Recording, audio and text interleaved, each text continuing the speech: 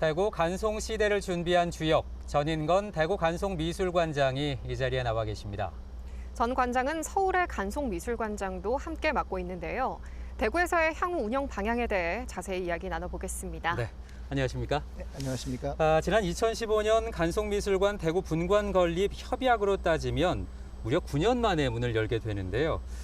개관 미리 축하드리면서 소감 한 말씀 부탁드립니다. 네, 사실 무엇보다도 먼저 이렇게 선례가 없는 이렇게 이 지자체에서 이렇게 이 사립미술관을 유치를 해갖고서 이렇게 운영을 하시겠다는 이렇게 결정을 해주시고 또 그렇게 긴 시간 동안에 정말 불철저의 노력을 해주신 대구광역시의 이제 공무원 여러분들께 감사의 말씀드리고 싶고요. 무엇보다도 오랜 기간 동안에 계속해서 뜨거운 성원과 또 관심을 보내주신 대구 시민 여러분들께 이제 감사의 말씀을 드리고 싶습니다.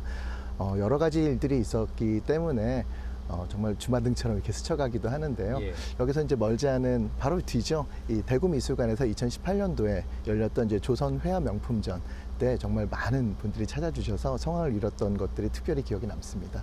예, 알겠습니다. 네, 다른 지역에서도 미술관 유치를 원했을 텐데 대구를 선택한 이유 궁금합니다. 네, 사실 저희가 2013년도에 간송미술문화재단을 출범을 하면서 지역 거점에 대한 이런 그 고민을 하고 있었을 때 여러 지자체에서 제안이 왔었는데요. 이 대구야말로 사실 이 국채보상운동의 시작이라든지 3.1운동 때 굉장히 중요한 역할을 했다라든지 또 멀지 않은 곳에 이제 신암 선열공원이 있다든지 또 우리나라 어떻게 보면 유일한 또 선열공원 아니겠습니까? 이런 민족주의적인 그런 민족애에 대한 이런 생각이 그런 감정이 계속해서 이제 이 깊게 흐르는 곳이기도 하고 또 동시에 우리 근대 미술의 발상지라고 해도 과언이 아닐 정도의 역할 그리고 최근엔 또 딤프라든지 또는 뭐 대구 아트페어라든지 이렇게 이 문화를 향유하는 그런 이 생활이라든지 또는 이런 수요에 대한 것들이 아무래도 저희가 이렇게 그 지역 거점 첫 번째 지역 거점으로 이렇게 선택하는 데 있어서 정말 손색이 없는 데다가 저희가 너무나 잘 맞는다는 생각이 들어서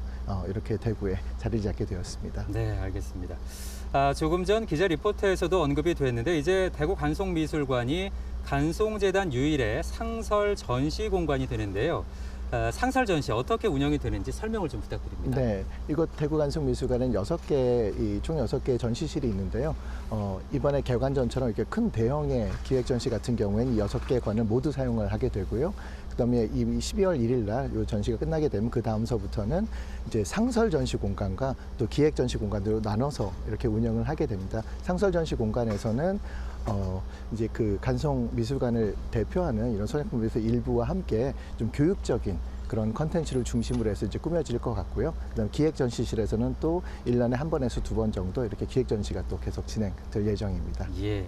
네, 간송 전영필 선생이 관장님의 할아버지시죠. 네. 네, 문화보국, 우리 문화를 지켜낸 할아버지의 숭고한 뜻을 우리 지역민들에게 어떻게 전할지 또 지역사회 기여 방안도 구상하시는 게 있다면 함께 네. 말씀 부탁드리겠습니다. 알겠습니다.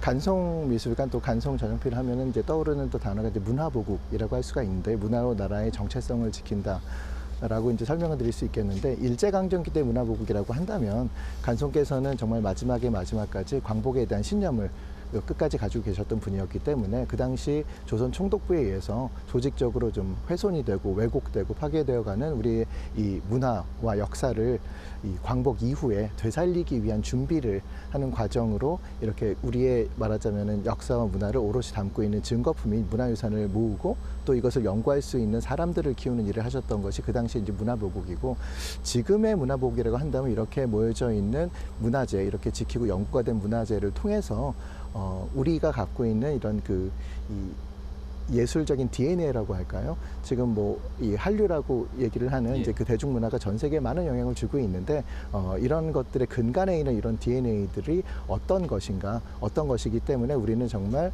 이런 문화적 자긍심을 충분히 가질 수 있다라는 것들을 이렇게 잘 알려드리고 우리나라의 빼어나고 또 아름다운 문화유산에 대해서 알려드리는 것이 지금의 문화보국이라고 할 수 있겠습니다.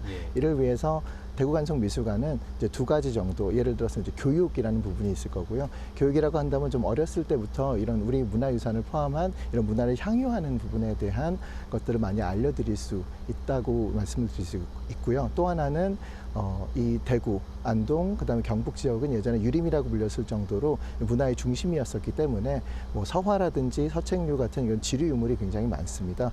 이런 유물들이 안타깝게도 이제 기후 위기 때문에 보존에 이제 어려움을 겪고 계신 분들 많다고 들었는데요. 저희 대구 간송미술관에서는 이제 좀 수장고도 충분한 공간을 가지고 있고 또 저희가 뭐 50년 이상 쌓아왔던 이런 이 보존 처리라든지 수리라든지 복원이라든지 이런 노하우가 있기 때문에 그런 걸 통해서 이 지역에 있는 좀 이런 보존이 필요하거나 이제 보수가 필요한 이런 문화재들을 보수를 해드린다든지 보관을 해드린다든지 또 이걸 연구를 통해서 또 활용이 될 수 있는 부분까지도 이렇게 좀 어떻게 보면 이제 허브 역할을 할 수 있도록 준비를 하고 있습니다. 알겠습니다. 말씀드리니까 대구 간송시대 점점 더 기대가 되네요. 막바지 개관 준비로 바쁘실 텐데 오늘 말씀 고맙습니다. 네, 고맙습니다.